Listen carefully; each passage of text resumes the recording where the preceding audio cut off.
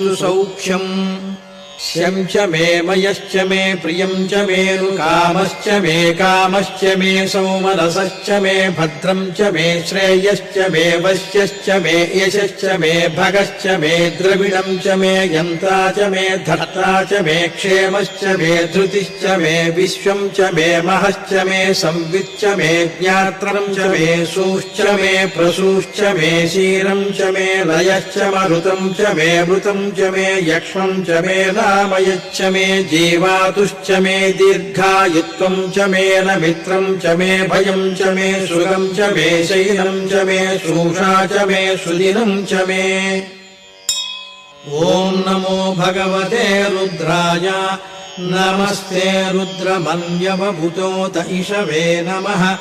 नमस्ते अस्तु धन्वने बाहुभ्यामुत ते नमः। यात इषुः शिवतमा शिवम् बभूवते धनुः शिवा शरम्या यातवतया नो रुद्रमुणया याते रुद्रशिवा तनूरघोरा पापकाशिनी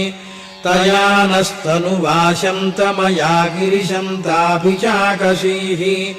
यामिषुम् गिरिशन्तहस्ते बिभर्ष्यस्तवे शिवाम् गिरित्रताम् कुरु माहि गुंषेः पुरुषम् जगत् शिवेन वचसा त्वा गिरिशाच्छावदामसि यथा नः सर्वविज्जगदयक्ष्मगुम् सुमना असत्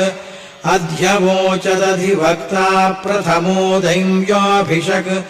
अहीगिश्च सर्वान् जम्भयन् सर्वाश्च यातु धान्यः असंयस्ताम्रो अरुणबुध बभ्रुस्सु मङ्गलः ये चेमागुम् रुद्रा अभितो दिक्षु स्थिताः सहस्रशो वैशाखुम् खेडयीमहे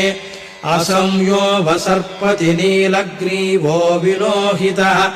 उतैनम् गोपा अदृशन्नदृशन्नुदहार्यः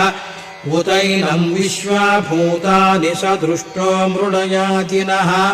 नमो अस्तु नीलग्रीवाय सहस्राक्षाय भीरुषे।